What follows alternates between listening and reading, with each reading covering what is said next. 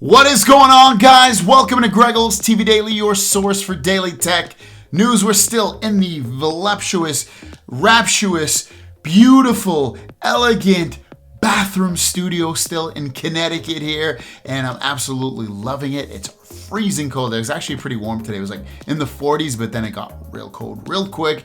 I had a double layer. I got the hooded sweatshirt right here, and then also I had a jacket on. Much better, but it's freaking cold out here compared to California, like way colder. It just goes right through into your bones. With that said, we got a few tech news stories and a couple of questions. With that said, let's jump into the tech news. First story of the day is about the Galaxy S21 Fan Edition, which should be announced and released in the first half of January 2022. So you're looking at basically a couple weeks now before we'll have it announced, released in your hand with that phone. And you might potentially want to know, what's the price going to be? Well, in America, it's looking like the price is going to be $699 for the 128 gig version of the S21 Fan Edition. So not a bad price. Obviously, it's a little bit more expensive than, say, the Pixel 6, which is $599, but it is cheaper than the Pixel 6 Pro at $899. So it's still, you should be able to get a fairly decent phone with this. Remember, it's going to have a Snapdragon 888. It's going to have, I think, was it 8 gigs of RAM, if I remember correctly, fast storage,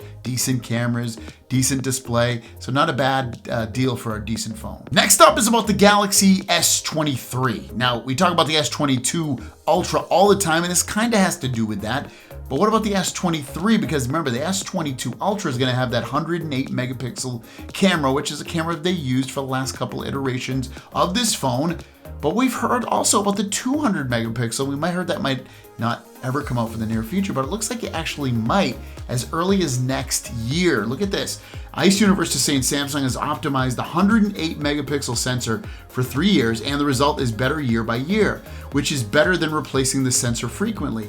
It is said that the S23 Ultra will adopt 200 megapixel sensor from next year, and then it will be optimized for several years. So what you're looking at is the 200 megapixel sensor would make it into the S23 Ultra and be there for a few years, maybe 2 to 3 years after that as well. And they would just continually optimize it year after year until they're ready to go on to that next big thing in terms of,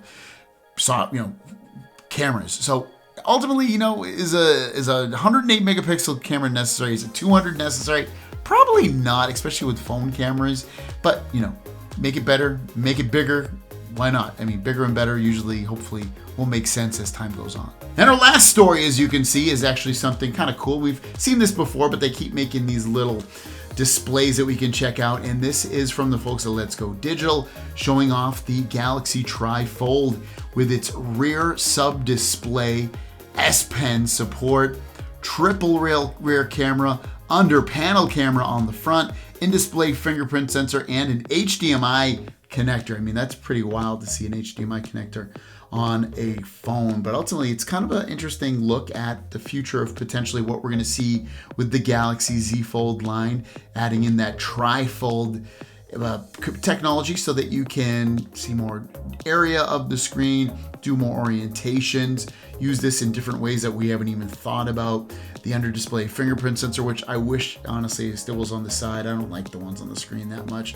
The ones on the side are just so much better, but just cool stuff to look forward to in the near future for the Galaxy Z Fold line. Thanks for watching, guys. Your question of the day is, what is the kind of newest technology in phones that's really exciting you the most? Are you more interested in the camera side or maybe the folding side of phones? Is it charging speeds? Is it battery life? What is it? Let me know in the comments down below. It really amps you up and gets you excited when talking about the future of smartphones. Leave it in the comments down below. For me, it's a little mixture of everything, but if I had to choose, it would still probably be like the folding technology and where they're going with all of that. But let me know what you guys think. With that said, let's jump into the Q&A portion of the video and drop that beat. First question of the day comes from CD Riley. Are you going you're going to buy New England Patriots? I heard they're looking for new owners. Yes, I plan on putting an offer for the New England Patriots very, very soon. Actually, I haven't heard that they're looking for new owners. That's actually kind of interesting. I don't know if you're joking about that, but now I'm going to have to look it up after this show. I haven't heard about that. Hopefully they don't. The Crafts are really good owners. Goon Squad 2012 said, are you getting an Oppo Fold? And what do you think you will use more if you did, the Fold 3 or the Oppo Fold?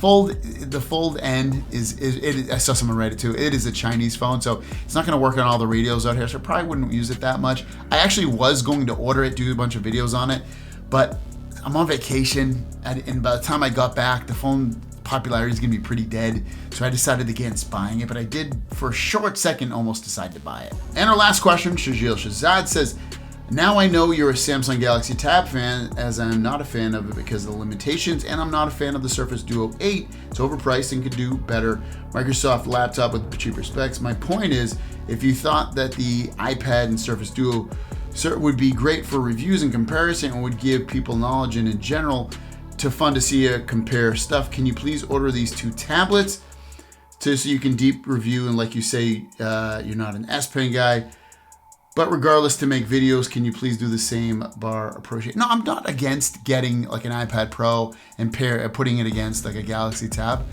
I think it's a good idea. Will I do it? Maybe. I just, like, on a day-to-day basis in terms of what I would keep, I'd be more apt at this point to probably keep the Galaxy phone, the Galaxy tablet. I got an iPad Pro thinking like, hey, I'm gonna do video editing on it on the go whenever I'm out and about, but I still like editing on a laptop more. I like the programs on there a little bit better, but if some of these programs that I use, such as DaVinci Resolve, go over to the mobile side, there's a good chance I might switch back to a tablet at that point.